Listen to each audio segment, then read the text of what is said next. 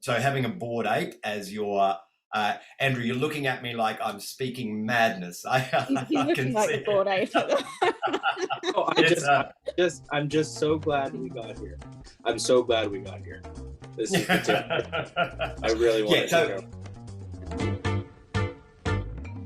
Welcome to Disputed, a Norton Rose Fulbright podcast. For this episode, we're taking a look at the new world, that is, the Metaverse, Web3, and NFTs. Web3 is the newest phase of the internet, which is often characterized as the read, write, and own internet. The premise is decentralization. Ordinary users own the internet, unlike Web2, the internet most of us are familiar with, where only a handful of tech players dominate. And within Web3, there exists the Metaverse, where users experience the web as a virtual reality. If you haven't done so yet, you can access the Metaverse as an avatar using a platform such as Sandbox or Decentraland. And part of this virtual world involves NFTs, which no doubt you will have heard of. NFTs enable Metaverse users to exchange value and verify ownership of digital assets. In 2021, the NFT market grew to $41 billion. And JP Morgan Chase estimates that the Metaverse will infiltrate every sector and become a $1 trillion market opportunity soon. Many of the world's largest companies are investing and building in the virtual space, while retailers and artists are selling NFTs at an increasingly high value. So how much of a Wild West is Web3? Why are companies building in the Metaverse? And why are entities and individuals alike buying into it? Are NFTs really here to stay? And if so, how do you create and sell them? Ultimately, what legal issues lie behind these questions? We were very excited to speak with Nick Abrahams, Global Head of Technology and Innovation at Norton Rose Fulbright and creator of the world's first AI-enabled privacy chatbot. Nick also hosts the popular podcast Web3 From Mystery to Main Street about businesses embracing crypto. A link to this is in our episode description.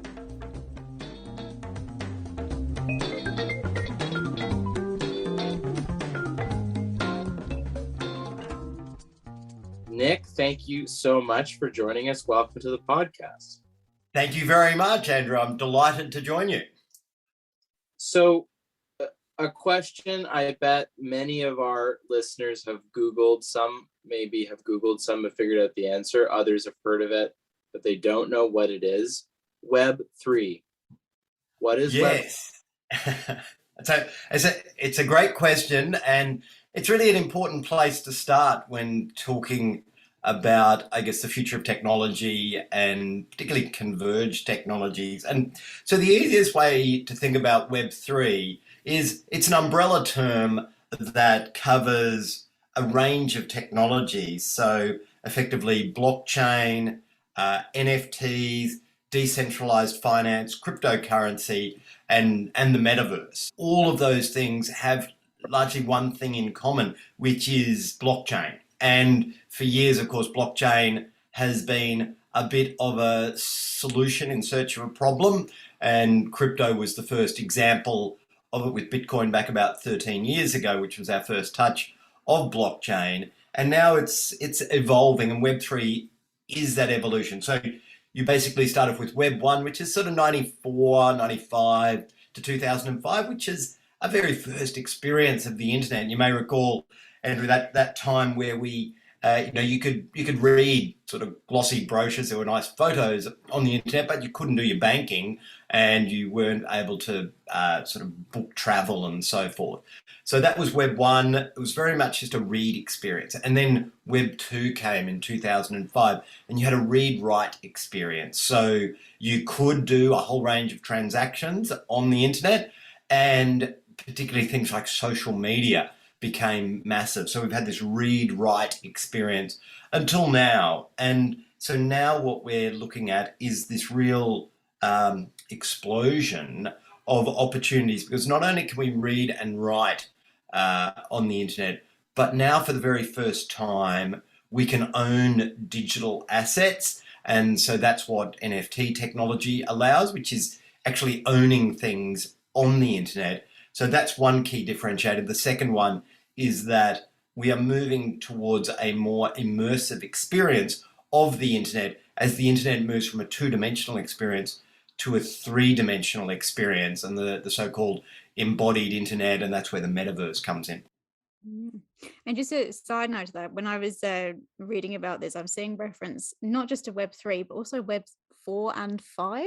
Oh. Where is that just a misnomer at the moment, or do you think there's obviously still got? So I think it's there is discussion around a fully immersive experience where you get to Web 4, where your ability to distinguish between the real world and the virtual world becomes quite difficult, and it's so engaging that you don't really care.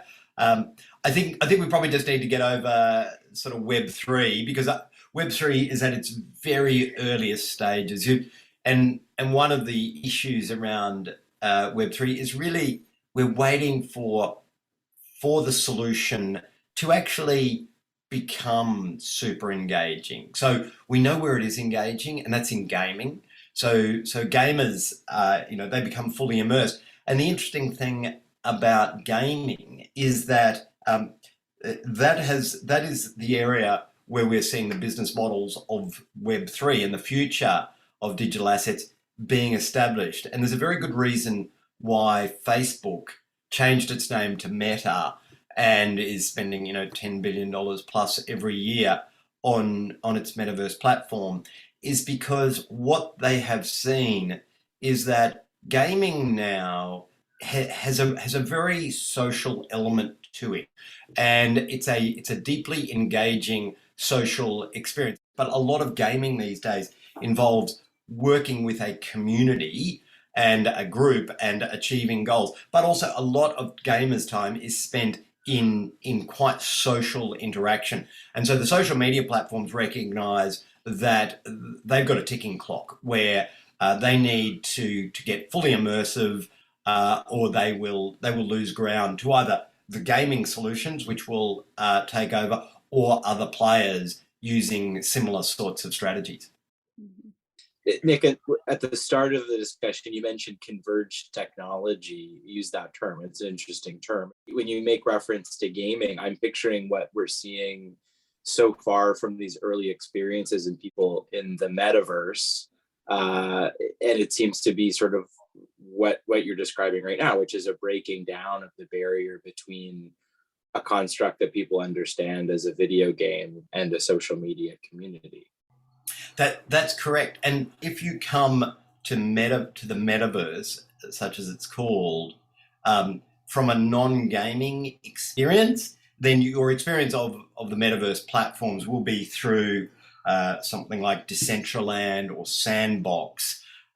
And for most of us, that will be a pretty ordinary experience. And it's an experience that has been around since about, probably 2012 or 2013. There was a company called Second Life, which had, effectively a metaverse style experience. The graphics on metaverse experiences like Decentraland and Sandbox have not really advanced since Second Life, so over a decade. So actually, for most of us who don't come to it from gaming, it will be a bit like, why am I here? What am I doing?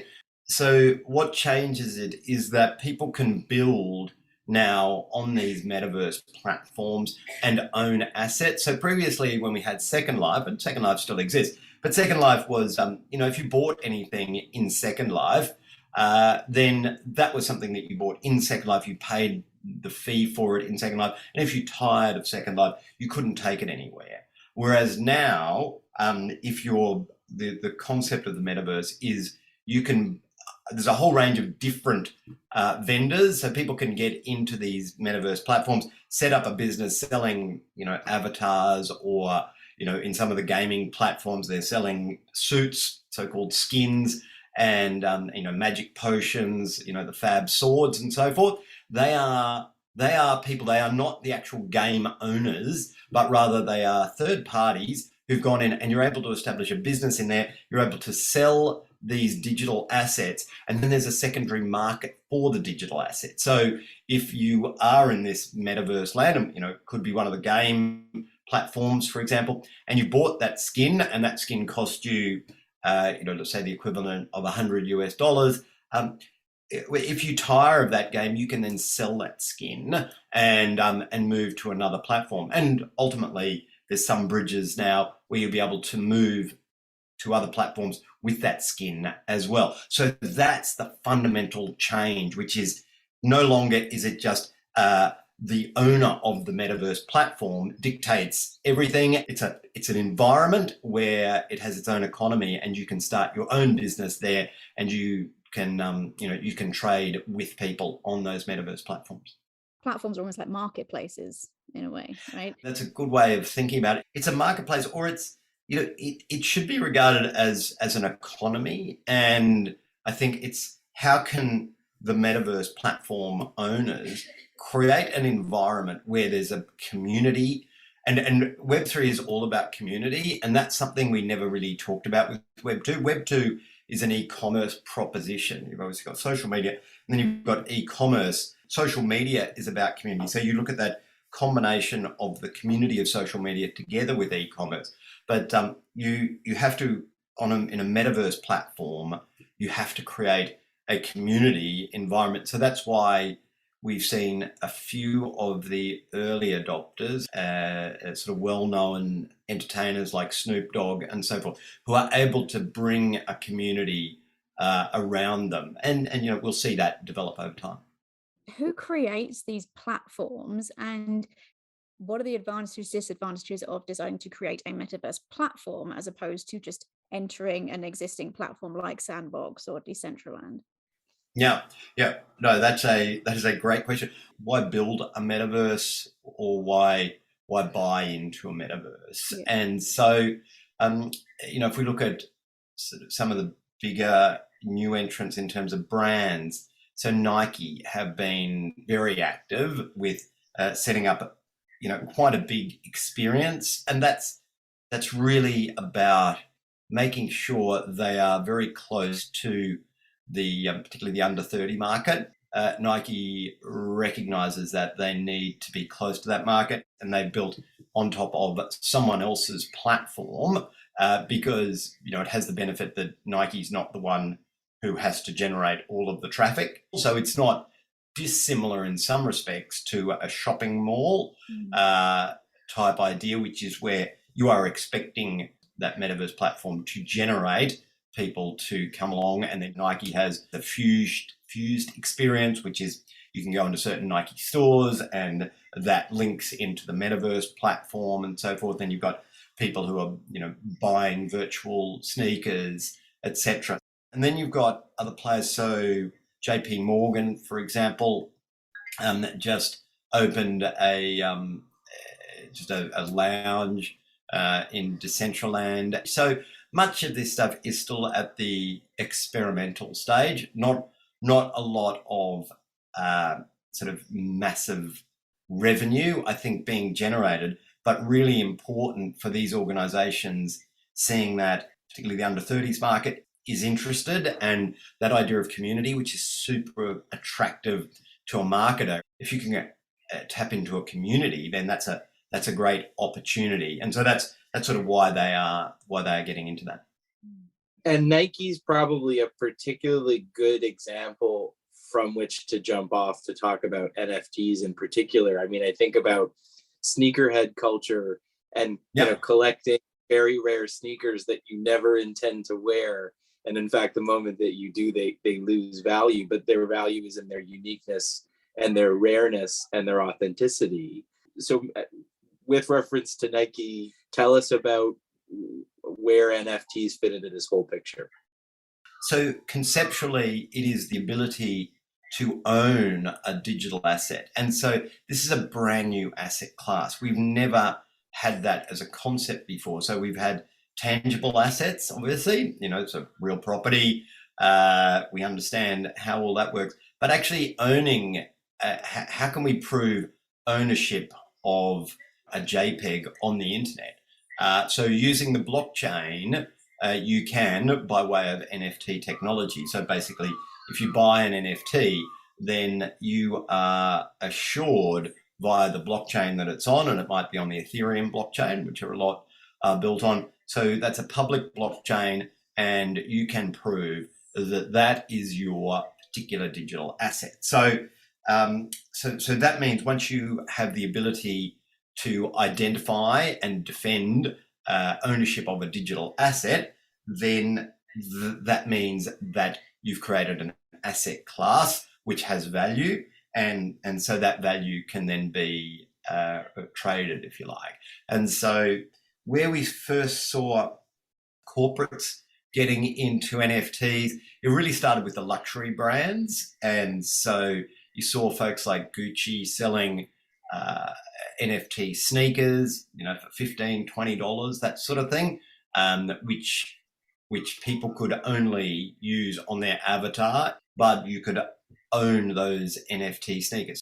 So the sports apparel folk, Nike and Adidas, are very big in that space. It's then morphed now, and it's sort of a combination of selling those particular NFTs as a revenue proposition, but also it's really about building a community. And that's what NFTs are about now. It's about building a community. And we've seen it now become an expansion of the loyalty program. And so in order to have a successful NFT, you really need to develop a community around it.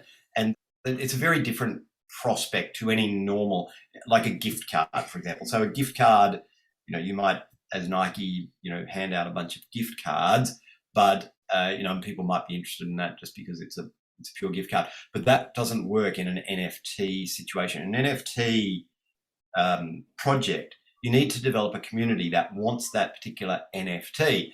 And so you build that community largely through what's called crypto Twitter, which is just Twitter, but it's focused on crypto. And the way to look at it is very difficult to get a successful NFT sale to someone who's not already on chain. To convert someone who's not, a believer in NFT or already owns NFTs, you've got to set up a wallet, and then you've got to you've got to get the crypto to buy the NFT. So there's a number of gates there you have to go through. So really what you need is people who are already on chain, largely they're under 30. One of the good examples is with the Australian Tennis Open in January this year. They did a big project in Metaverse. So they opened, it was identical to the Australian Open tennis courts, and you could go in there as a whole bunch of things that you could do, play tennis against, your favorite tennis player, et cetera, et cetera. So the Metaverse experience, and then they had an NFT drop of 6,500 art NFT tennis balls. And so they developed a following on Discord of 20,000 followers, which is quite a lot on Discord. And so that was a very successful NFT drop. And then the critical thing about NFTs is the community, which I mentioned, and also the utility these days. So you can't just, people aren't just buying, a pretty picture.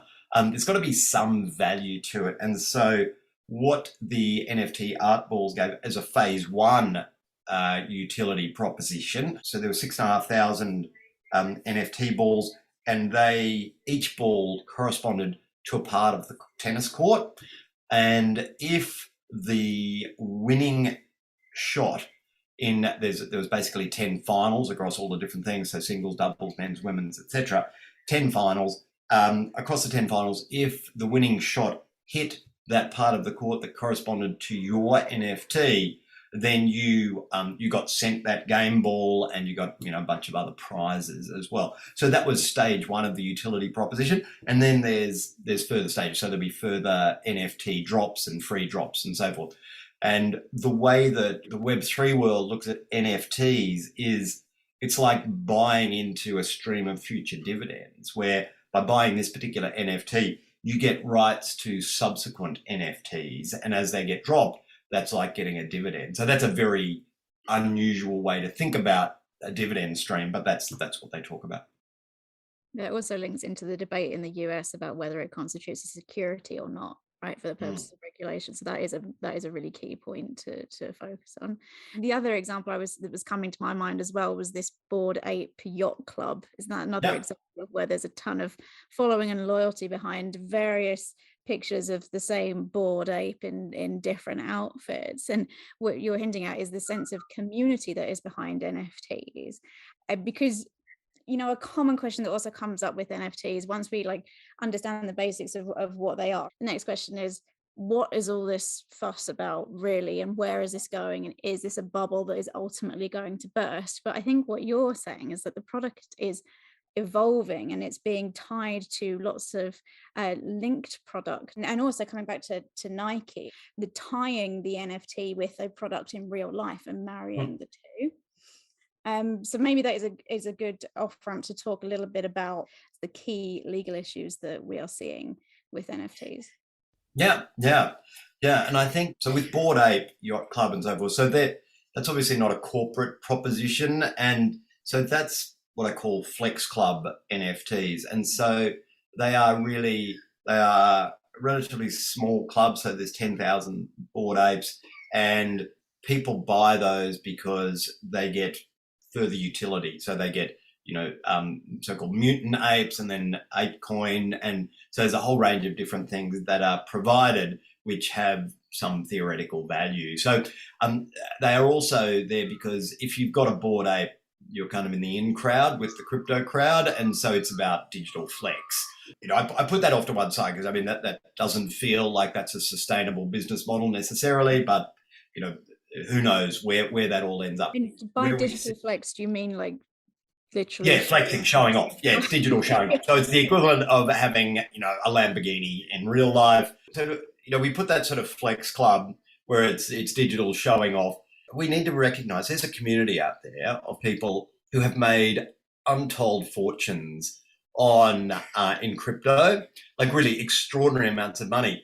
And I say untold because they're not about to tell the tax office that they have all this crypto. And so they do not want to transfer that crypto into fiat currency because that's a sure way to get tracked. So you can, if you're good enough, you can stay largely anonymous with your crypto holding. As soon as you off-ramp into fiat, then you run the risk of the tax authorities coming after you. So what has happened, and this is my theory, and this could be completely wrong, but one of the things that's driven up these flex clubs is you've got a lot of people who've made really extraordinary amounts of money, but it's sitting there in crypto, and they've had to create a digital asset class that they can invest in because otherwise that crypto is just sitting there not earning anything. So out of that came NFTs. Out of that came this idea of Bored Apes and crypto punks and so forth, these flex clubs where highly desirable sort of digital assets that go up in value. So that's my theory around sort of why those have started. But I think you put Bored Apes off to one side, it's sort of very difficult to comprehend. I think similarly with art NFTs, and we saw an artwork by a chap called Beeple sell for $69 million. That seems extraordinary to most of us. So for singular items that are sort of fall into that art category, we put that aside. But where you start to see real value coming is, as I've said, the corporate NFTs, which is really around loyalty and building brand community.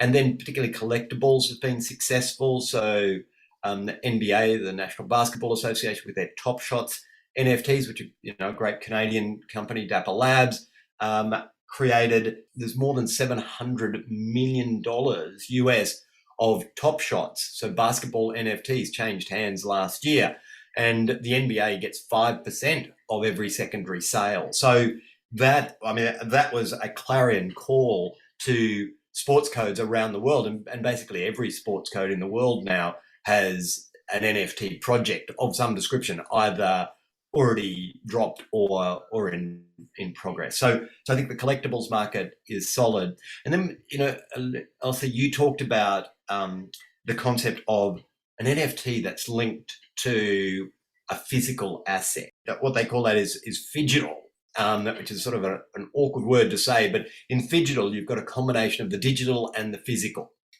And it's a tricky area to advise on, and it's sort of the hardest area, frankly, of the digital asset space, because let's say, for example, an NFT of of a great basketball moment.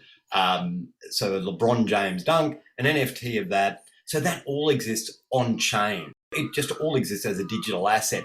So you can validate whether that exists just by looking at the blockchain. You don't need a third party to say, yes, that's correct. That is the original LeBron dunk JPEG. The technology can do the validation. The problem when you get a combination of digital and physical is, how do you prove that physical asset actually exists? And so Penfolds, which is a big wine company, did a phygital NFT, which was, they issued NFTs which were redeemable for a bottle of premium wine. And so for Penfolds, that was a good deal because for premium wine, at least for Penfolds, their biggest market is gifting. And it's very difficult to gift a bottle of wine, much less a bottle of premium wine, but very easy to gift an NFT because I can literally just send you an email and that has the code in it, and then you can choose to either keep that NFT and then you can redeem it and get the bottle of wine. So you're comfortable because Penfolds, I trust it's a solid brand. I trust that the wine will be there. Or you could re-gift it or you could trade it. So that's been very successful. They've done 3 drops now. And in fact, NFT liquor is a very, very fast growing space. We'll see lots more about that. And in fact, one of the bigger players in that space, I contacted them the other day for a client to see if they could do a project. And they said, actually, we're not taking on any new projects until 2024. So that's a decent business where, they've got 18 months worth of projects already in there. So digital liquor is a big opportunity. But getting to also the issue with the StockX case. So, what we've got there is this idea that the company StockX has NFTs of sneakers that it is holding. So physical sneakers. So once again, it's a phygital concept. So very similar to our Penfolds example. So StockX is selling NFTs, and those NFTs are redeemable for the sneaker, and StockX is holding on to that sneaker. So very similar to the idea that Penfolds is selling an NFT of a bottle of wine, and that NFT is redeemable for the bottle of wine. Similarly, StockX, it's just an NFT which is redeemable for the sneaker. And so Nike's not happy about that because they say that the sale of the NFT is a breach of their IP and so forth because it's an image of the sneaker. And so StockX is saying that, no, this is very similar to what happens every day on eBay. And so it's merely a digital representation of the actual sneaker. And we've got the sneaker. It's a genuine secondary sale. We don't know where the courts will find on that. If this was just an advertisement, then Nike wouldn't be saying anything. But it's because of the fact that the NFT is a digital asset, and it's the NFT that's being sold, and the NFT, its utility is that it is linked to a physical sneaker. So that's the challenge. It's an interesting concept of value, because ordinarily it's like having a token or a voucher and you can trade it in for the good ultimately, but actually the value of the voucher, in this case the NFT, is, it can be in the StockX case 10-20 times the value of the physical product behind it too. And so I think that's a really interesting point, where your value is to some extent tied or maybe backed by the physical item, but then the physical item is worth way less than the going rate for the NFT at that moment. I can see why it seems uncomfortable. Oh, absolutely. So in Nike's case, they are also in the business of selling digital sneakers as well. So they've got a bit of a step up because they can say, well, we also sell digital sneakers. So the NFT that's being sold is also very similar to something else that we sell. And so there's concepts of passing off. In another quite significant case, which is the Hermes case, where we've got the sale of the so-called Meta Birkin, so NFTs, which are drawings of Hermes' famous Birkin bag. They were sold for mid $40,000 range US, which is more than what you would pay for a real Birkin.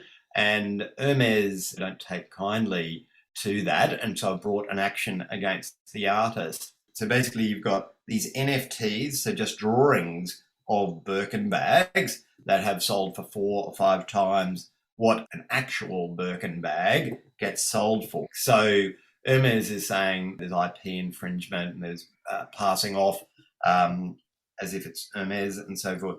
And then, interestingly, the artist, their defense is that this is art and it is no different to Andy Warhol and the Campbell soup cans. And we know that there was there's the celebrated series of Andy Warhol's Campbell soup cans, where he elevated the Campbell soup can to high art, and they traded for a lot of money. And so that's the argument there, that these NFTs are in fact art, and art is therefore, in some way protected. So it remains to be seen how the courts find in that case. But you can see the arguments on both sides there. And I'm just interested, just practically speaking, if a company is thinking about setting up their own NFT, in a nutshell, how do they go about doing that? So the NFT world, if you look at the way the numbers have gone, in 2020, the NFT market was $13 million US. 2021, the NFT market was $41 billion US. So this is a market that's really only 2 years old, and really only 1 year old in terms of any real market significance. So I've got to say, we are all figuring it out as we go. There's a few plays out there right at the moment which are sort of doing NFT as a service, where all of the technology is looked after in a very simple and easy way. And that works well for artists. But in terms of the corporate sector, very few organizations have the technology capability. It's not enormously complicated technology, but it's new and it's blockchain. So you need someone who's a blockchain specialist. And then most importantly, you need an agency that can help actually generate the demand for the NFT. Because as I mentioned, this is not about just getting a pretty picture and dropping it out there. You need to generate the demand. So you need to spend a lot of time working through the Discord channel, through the crypto Twitter channel, getting that going. So as an organization, if you want to if you want to do an NFT program, then step one is finding a technology solution provider, and be a digital marketing agency. And sometimes those two come together. And often, because this is such early stage, you're dealing with much smaller organizations. So it's not the big technology companies or the big technology service providers or integrators aren't in this space yet. And then in terms of the way that you analyze the legal relationships, so you've got to figure out what are you actually giving with the NFT. And as I said, utility is a critical element of this. Are they getting the IP in the actual image? And more often than not, people aren't getting the IP in the image. And that, for IP lawyers, creates quite a bit of uncertainty, because if they're not getting the IP, what are they getting? And so it then falls to sort of this definition, if you like, which falls in as part of the so-called smart contract, which is part of the coding.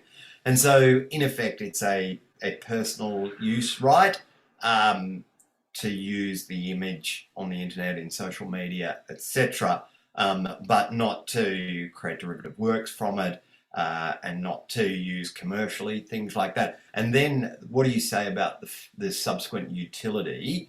And that obviously gets complicated in terms of a phygital proposition. So if it's penfolds and the ability to redeem the NFT for something physical, then what are the terms upon which that redemption can occur?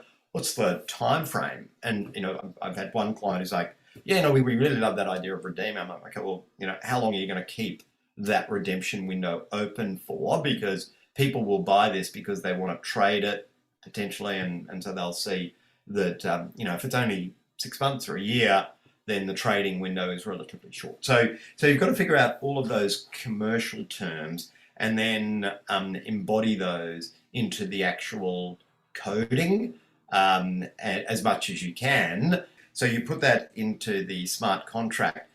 So some simple things which can be coded in, which is really attractive, and I mentioned it before with respect to Top Shots, this idea of getting a percentage of the secondary sale, which is incredibly attractive. So the idea of every time, the basketball, the image of LeBron is on sold, that 5% of that through smart contract coding just automatically goes back to the NBA. The same with artists, and that's a real breakthrough for artists, because obviously artists have never had an opportunity to get a piece of the secondary sale, and now it can be hard coded in.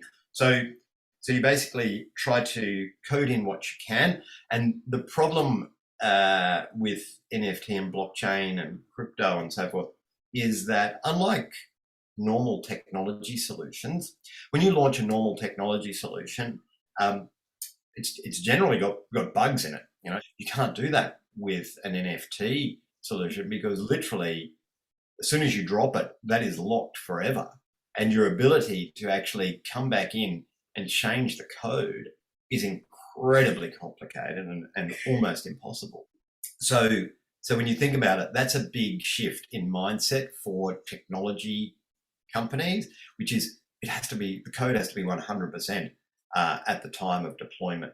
And then of course we get to that old chestnut of, what happens if people breach those terms and conditions, and that's where lawyers come in. That back in the early days of the internet, so 96, 97, 98, lots of discussions around, there's going to be an international internet court, and there'll be some sort of global standard and so forth.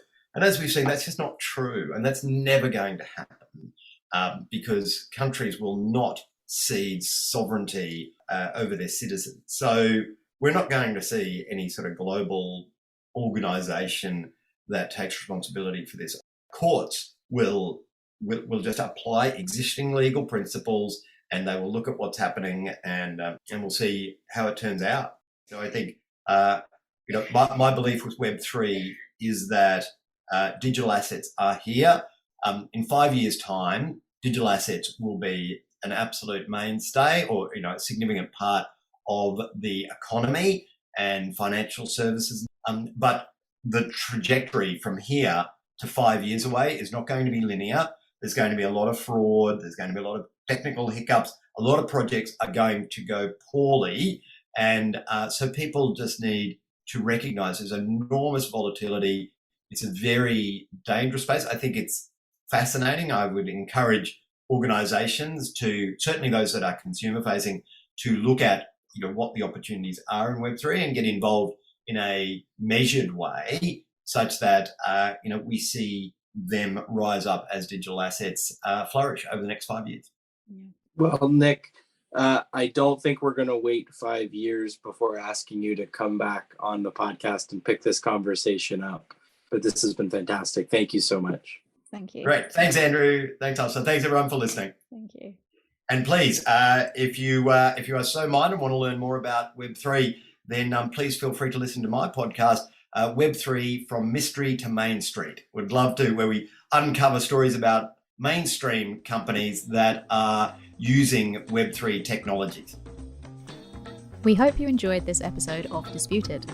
If you'd like to find out more about this topic, or how to contact our guests, please visit nortonrosefulbright.com/disputed. Also, if you have any questions, feedback, or topics that you'd like us to cover in a future episode, please do email us at disputed@nortonrosefulbright.com. And if you would like to hear more, please subscribe to Disputed on Apple Podcasts, Spotify, or wherever you get your podcasts.